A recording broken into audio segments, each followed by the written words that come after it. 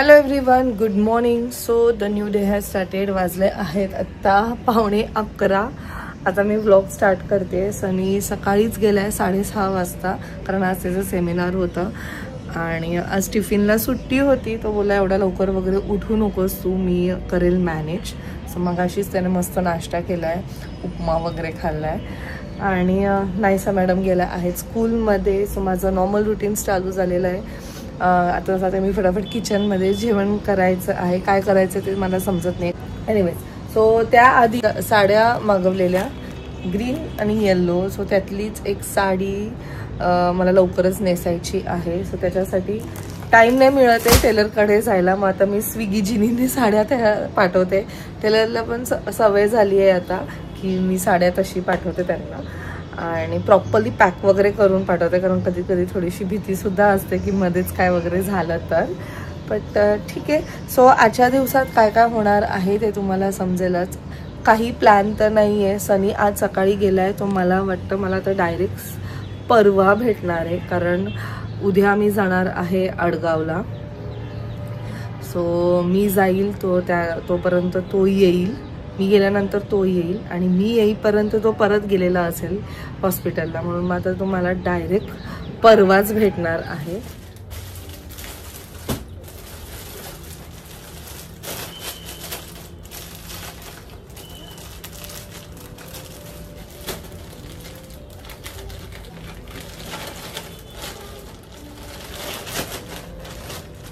So blog थोड्या वेळ पूर्वी लाईव्ह गेलेला आहे.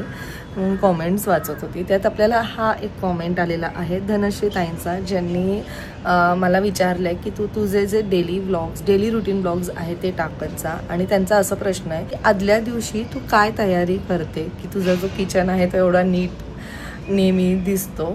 सो बेसिकली असं आहे की मी काहीच तयारी करत नाही. म्हणजे नवीन दिवसाची जेव्हा सुरुवात होते तेव्हा सगळं काही नवीन प्रकारे चालू होतं. एक आहे जेव्हा डे एंड होतो तेव्हा आय मेक शुअर की सगळ्या काही गोष्टी आपापल्या जागेवर जाईल. रेदर मी जेव्हा पण कुकिंग करते आय मेक शुअर की जो पण डब्बा काढते तो त्या जागेवर जायलाच पाहिजे. मला माहिती आहे मला आता 3 भाज्या बनवायचे आहेत. मला माहिती आहे की मला मीठ प्रत्येक भाजीला लागणार आहे. बट तरीसुद्धा जेव्हा मला मीठ हवं आहे तेव्हाच मी तो मीठ यूज करते आणि परत तो डब्बा परत ठेवते जागेवरती. परत दुसरी जेव्हा भाजी बनवायची असेल तेव्हा परत तो मिठाचा डब्बा काढते आणि तो परत जागेवर ठेवते.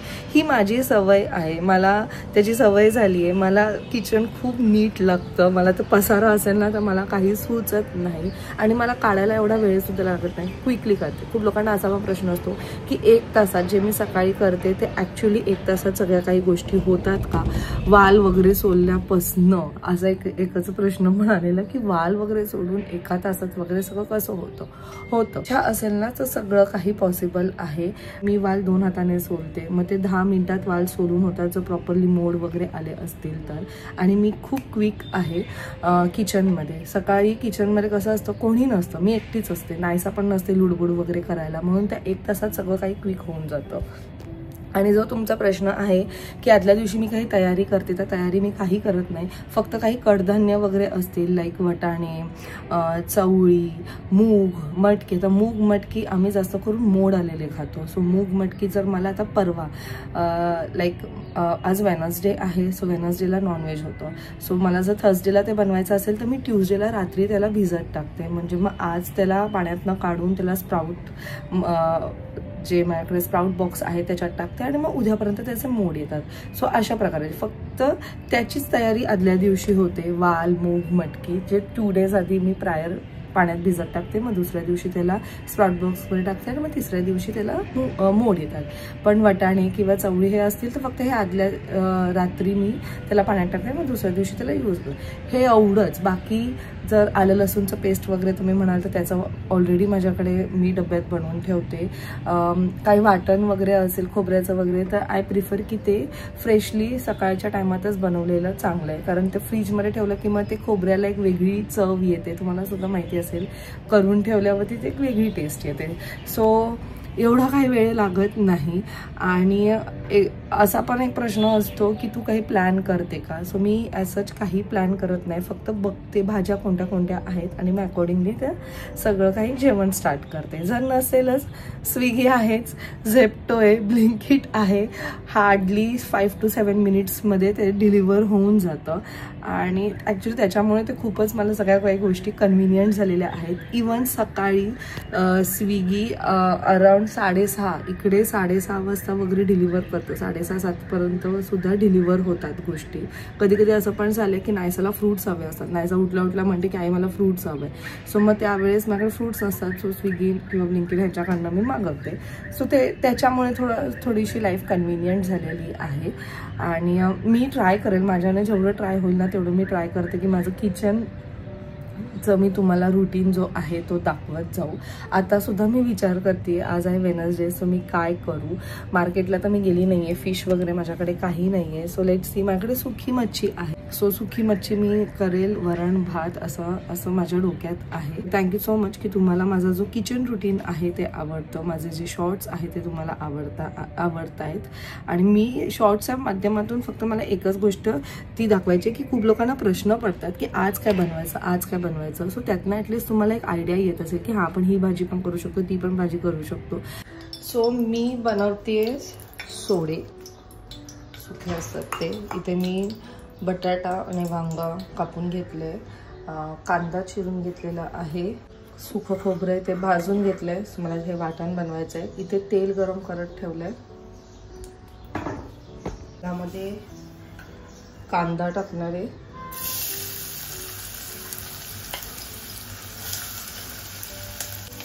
लसूण. ह्याला आपल्याला थोडंसं गोल्डन ब्राऊन करून घ्यायचं आहे. आणि ह्याच्यातलंच जे कांदा आहे ते आपल्याला वाटणासाठी यूज करायचं आहे. आणि जे लसूण आहे ते सुद्धा. सो वाटणामध्ये जाणार आहे लसूण, कांदा, भाजलेलं खोबरं आणि कोथिंबीर. तुम्हाला हवं तर तुम्ही वेलची सुद्धा टाकू शकता. आणि मग त्याची आपल्याला एक पेस्ट बनवायची आहे.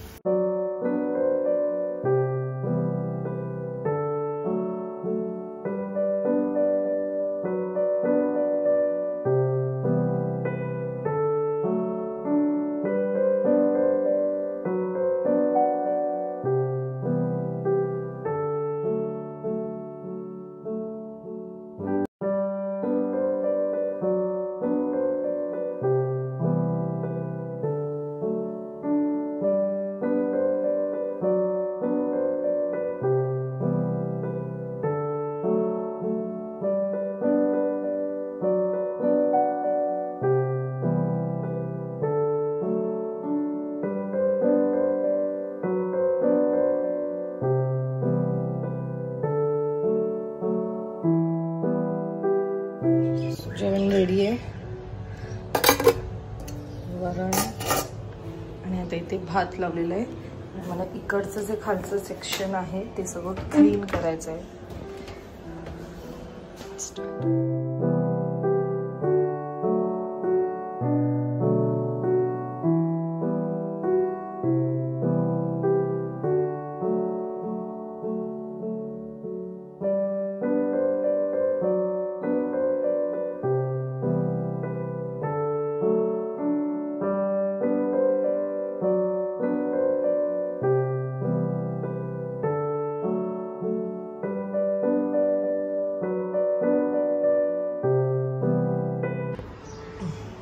सगळं किचन मध्ये आता आज पसारा निघणार आहे.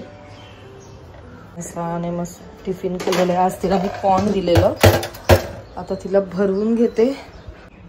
तर आता ह्या सेक्शन मधलं सगळं सामान काढलंय, ह्या सेक्शन मधलं सगळं काढलेलं आहे. वाजले आहे 3:10. सगळं आज क्लिनिंग चालू आहे. ट्रॉलीमधलं हे सगळं काही काढलंय, इकडचं सगळं. तर हे सगळं पुसून घेते. आणि एवढ्या गोष्टी त्यात होत्या, ज्या गोष्टी नको आहेत त्या सगळ्या काढून टाकते. काही गोष्टी अशा पण असतील की ज्या एक्सपायर झालेल्या आहेत. खूपदा असं होतं की आपण आणून ठेवतो आणि मग लक्षात नाही राहत. माझ्याबरोबर तरी असंच होतं. आणि हे बघा माझ्या चमच्यांचा ढिगारा एवढे असतील इथे. नाईफ, मग सीझर, स्पून्स. स्वतः हे आज सगळं सॉर्ट करते. पहिले हे सगळं प्रॉपरली पुसून वगैरे घेते आणि मग सगळं ठेवते.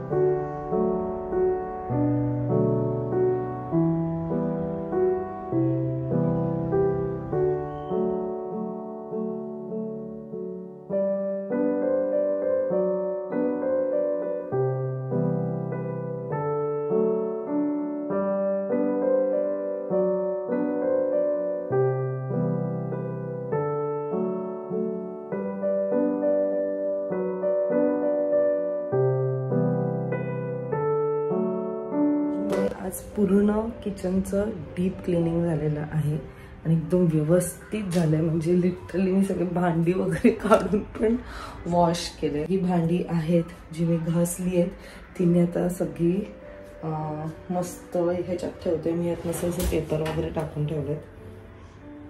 सो तेवढंच मला लावायचं आहे. आणि आता वाजले आहेत 6:30. मगाशी सगळं झाल्यावरती थोडा वेळ मी पडली, कारण एवढं सकाळपासून चालूच होतं हे साफ ते साफ. आणि कपडे पण तिसऱ्यांदा बदलले. मस्त पहिले जाऊन फ्रेशन अप झाली आणि थोडा वेळ पडली. आता इकडचं सगळं आवरते. नायसाचा अभ्यास घ्यायचा आहे. उद्या नायसाच्या स्कूलमध्ये स्टोरी टेलिंग कॉम्पिटिशन, जसं मी कालच्या ब्लॉगमध्ये सांगितलेलंच. आणि प्लस तिचा अभ्याससुद्धा मला घ्यायचा आहे. अभ्यास घेणं फार गरजेचं आहे हे मी आधीसुद्धा सांगितलंय. म्हणजे कसं आहे, त्यांची ही सुरुवात आहे ना मुलांची, आणि त्यांना लगेच ते असं गोष्टी स्ट्राईक नाही होत. सवय जर लावत राहिलो, खूप पॅरेंट्सचं येतं, ते विचारतात की अरे आमचं मुलं बसत नाही, पेन्सिल नाही नीट पकडत, मामी कसं. तुम्ही सवय लावा.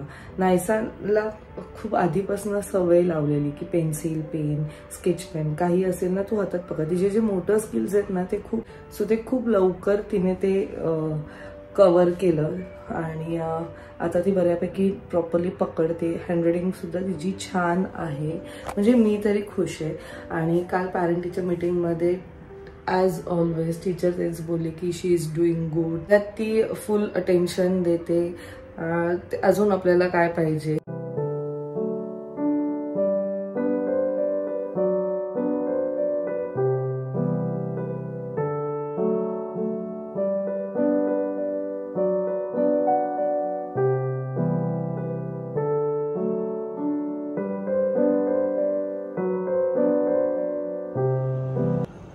सो सकाळी सगळं हा घाट काढलेला आणि आता तर फायनली सगळं काही क्लीन झालेलं आहे.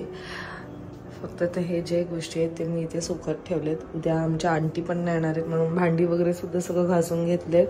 उद्या मला कोबी बरोबर चणा डाळ टाकायची आहे. सो चणा डाळ भिजत टाकले आणि सॅटर्डेसाठी वाल भिजत टाकलेले आहेत.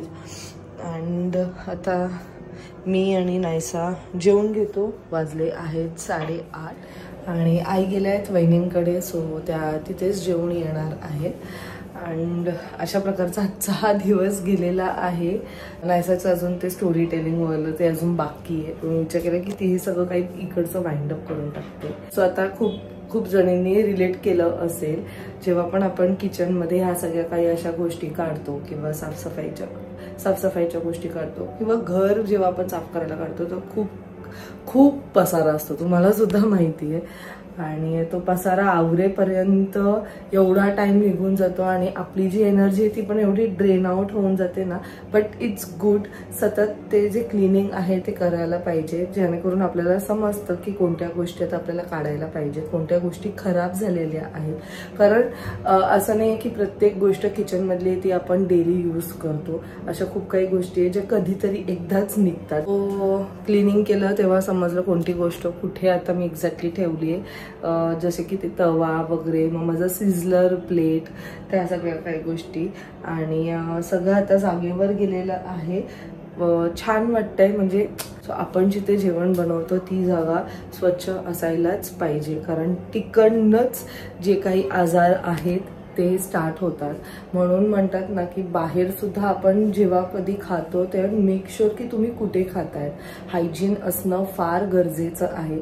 आत्ता जे GBS जे स्प्रेड होतंय पुण्यामध्ये, खूप लोकांना ते झालेलं आहे. आणि त्याच्यात त्यांनी तेच सांगितलंय की हायजिनिक प्लेसेसवर खा, स्ट्रीट साईडचे जे पण स्टॉल्स असतील किंवा असे ठेले वगैरे असतात तिकडे खाणं अवॉइड करा, कारण ते कितीही क्लीन असलं तरी ते असतं रस्त्यावरती. आणि म्हणतात ना रस्त्यावरची धूळ, मग ते काय काय काय काय काय काय म्हणजे आता सगळं डीपमध्ये जाऊन सांगायचं नाही, आपल्याला सगळ्यांनाच माहिती आहे. पाणी पण कसं वापरतात आपल्याला नाही माहिती आहे, म्हणून काळजी घ्या स्वतःची, कारण फार गरजेचं आहे. हे जे आता GBS जे स्प्रेड होतंय ते खूप प्रमाणात स्प्रेड होतंय पुण्यामध्ये, म्हणून जेवढं होईल तेवढं शक्यतो घरचं जेवा. आणि जरी तुम्ही बाहेर खाल्लं तरी हायजिनिक प्लेसवर खा. दुसरी गोष्ट म्हणजे पाहिजे तर पाण्याची बॉटल घेऊन चला, कारण सतत आपल्याला पाणी लागतच असतं. काळजी घ्या सगळ्यांनी स्वतःची. हा ब्लॉग मी आता इथेच एंड करते. भेटूया आपण नेक्स्ट ब्लॉग मध्ये. Till then bye, take care and live, laugh and love. Bye bye. A poor farmer had a goose that laid the golden egg. He became greedy and thought a goose must have gold inside. He killed the goose and nothing inside. He lost the goose and lost the golden egg. Moral of the story. Moral of the story. काय? Moral of the story. Greed leads to Loss. Moral of the story. Greed leads to loss.